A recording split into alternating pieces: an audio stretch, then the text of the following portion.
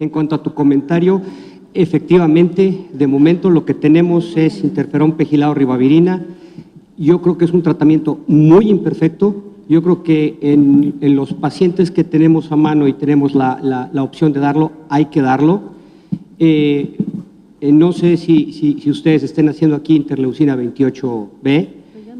No es una prueba de rutina, incluso no era una prueba de rutina cuando se describió, nosotros no la hacíamos, y yo creo que el tener una interleucina 28B no tiene que prohibirle al paciente recibir tratamiento, tienes toda la razón, es lo que tenemos a mano, y en aquellos pacientes que tienen la oportunidad de recibirlo, lo deben recibir.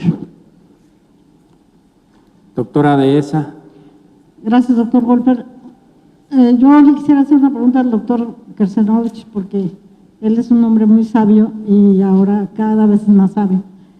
¿Qué va a pasar en México en el momento en que estas nuevas moléculas sean liberadas y cómo le vamos a hacer para conseguir que tengamos la posibilidad de adquirir por lo menos alguna que sea mejor que el interferón y la ribavirina, que hemos demostrado por mucho tiempo que sí funciona, pero tenemos muchos casos en los cuales no ha funcionado?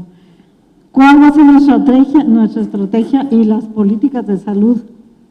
Que bueno, yo les dudo mucho esto de las políticas de salud, para que podamos tener los medicamentos accesibles, no sé para cuántos pacientes. Y quizá una pregunta ahí anexa a Andrés es, ¿y la vacuna qué? Porque tenemos vacuna para hepatitis B, ya no tendrías que estar estudiando para hepatitis B. A ver, Margarita, yo creo que con interferón pegilado y ribavirina llegamos tarde. Con los nuevos agentes antivirales directos tenemos un año para que lleguen en términos generales, y sí va a depender de alguna de las estrategias. Yo creo que hay dos hechos muy importantes. Una es acceso al tratamiento y otra que se mencionó, que es el apego al tratamiento. Y parte de nuestra responsabilidad va a ser que los enfermos se apeguen al tratamiento, porque van a ser periodos cortos de tratamiento y sin efectos tóxicos. Tu pregunta lleva dentro o por detrás el costo que van a tener los medicamentos. Y el costo va a ser alto, pero finalmente se van a curar y eso hace que el costo sea relativamente bajo. Yo tenía la oportunidad de comentar el otro día que por lo menos en la Ciudad de México hay aproximadamente 3 o 5 millones de coches. ¿Cómo le hace la gente para tener coche? No sé cómo le hace, pero lo acaba comprando. Es decir, a lo mejor los bancos van a financiar el tratamiento, etcétera. Debe de haber nuevos mecanismos, pero el costo va a ser como comprarte un coche para que te cures de tu hepatitis C. Entonces, la pregunta es que yo creo que lo que va a venir son nuevas formas de financiar el tratamiento, que a lo mejor lo pagan a plazos, etcétera, no sé cómo, pero van a ser tratamientos que se van a quedar y que van a servir para erradicar el virus de hepatitis C. Sí, yo estaría totalmente de acuerdo con lo que dice el doctor Kersenovich, y si tenemos en cuenta que estos tratamientos son más costosos, pero en lugar de 48 semanas vamos a poder dar 12 semanas de tratamiento, ahí se va a compensar, aunque los precios que se vienen para antivirales directos parece ser muy elevado.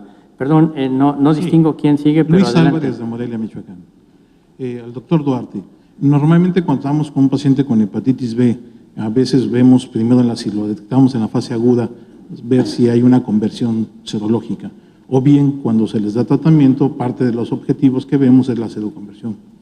En los pacientes que tenemos seroconversión, ya sea porque no evolucionó a cronicidad o porque recibió un tratamiento, ¿debemos darle un seguimiento? Y si no, ¿cómo explicaríamos que algunos de estos pacientes tiempo después tienen nuevamente elevación de aminotransferasas sin factor de riesgo para otros tipos de virus de hepatitis o la misma esteatohepatitis no alcohólica? Sí, si la hepatitis aguda eventualmente se resuelve y existe seroconversión del antígeno S, realmente no hay nada más que hacer. Inclusive hemos visto algunos pacientes que llegan con hepatitis aguda, alguien le da tratamiento antes de llegar a nuestro hospital, confirmamos que se trata de una fase aguda, suspendemos el tratamiento, esperamos a la resolución espontánea por el sistema inmunológico y esos pacientes realmente, a menos que reciban quimioterapia o algún trasplante o algún proceso que lleva inmunosupresión, no hay nada más que hacer.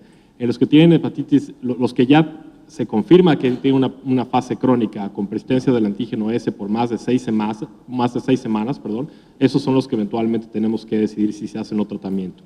Si por tratamiento con cualquiera de los métodos, interferón pegilado o análogos de nucleócidos, nucleótidos, se logra seroconversión del antígeno S, esos pacientes, y bueno, hablando especialmente de la terapia oral, pueden suspender tratamiento y nada más habrá que darles un seguimiento, probablemente cada 3 a 6 meses, para definir si en algún momento se reactivan, porque sabemos que hasta 10% de los pacientes que pierden el antígeno S como consecuencia de tratamiento pueden reactivarse sin haber pasado por ninguna fase de inmunosupresión. En el paciente que tuvo la fase aguda y que vemos seroconversión, pero en el seguimiento, a pesar de la seroconversión, seguimos viendo aminotransferasas elevadas, ¿qué es lo que tendríamos que hacer? Hay que buscar otra causa de la enfermedad, no es el virus B, a menos que exista, en algunas ocasiones puede haber algunas mutaciones en las cuales no se detecta el antígeno S, pero hay replicación viral, y lo que sería una hepatitis B oculta, que es menos del 3%, alrededor del 2% de pacientes. Por tanto, si el antígeno S es negativo, el anticuerpo S es positivo y la carga viral es indetectable, hay que buscar otra causa para esa elevación de aminotransferasas. Doctor Ballesteros. Gracias, doctor Wolpert. Primero, felicitar a ustedes, maravillosas pláticas, y desde luego la del doctor Krzenovich muy inspiradora. Y quisiera preguntarle, doctor, en pacientes que tienen esteatosis hepática sin elevación de transaminasas, que son muchísimos los que vemos, yo tengo la impresión de que a veces se sobreestima con el ultrasonido esto, pero en estos enfermos sin otros factores de riesgo, ¿vale la pena hacerles a todos PCR? ¿Vale la pena hacerles perfil de virus de hepatitis completos a todos ellos? ¿Y cuál sería el papel? Tal vez una de las cosas que más me impresionaron en el Livers Meeting ahora es la hepatitis E.